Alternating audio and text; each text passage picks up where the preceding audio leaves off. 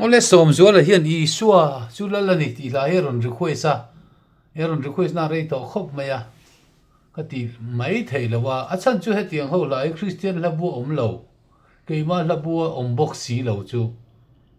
a thuk te po hre chin lo te ka ne lo ne a thu te ka lo hre chiang lo wa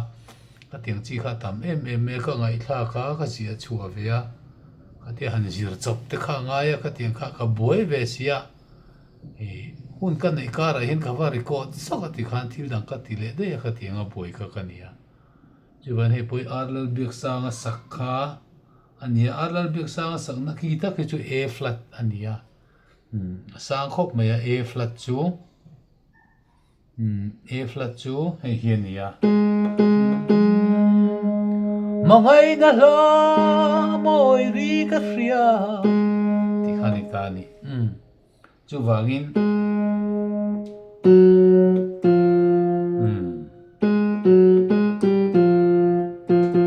F hian kan sa don ani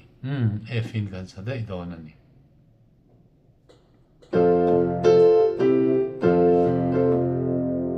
a thiam ang ka sa don na don lo wa chang khat le thu non ni kan sa nga to mai se tha o me mangai na la moi ri ka fria ri moi ver mai chu mi pui pung khom ro pui tak chuan pakla re man min so an me moi le nui hiaving fakla chuan re ma thei lai khaya perem chungin zai vor pui ka noa me zai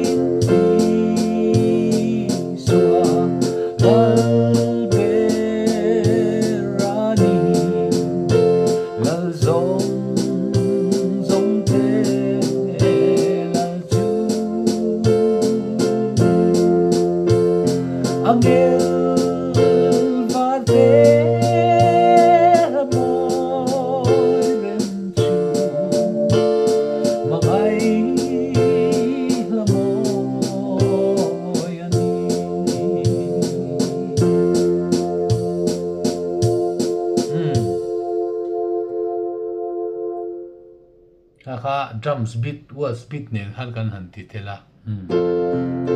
una long top in voi khas saliang kan ti ring de mai nge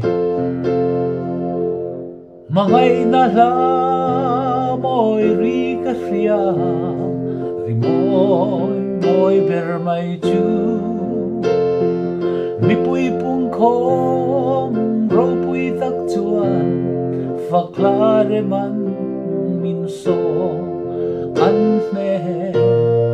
moi le nui hiaving fakna chu an re ma hei lai khaya perem chungin zai vol pui ka noa me zain Isua lal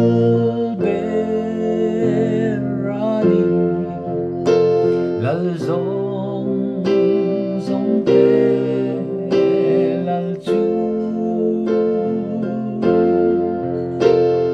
angel var te moi ren chu mangai la moi ani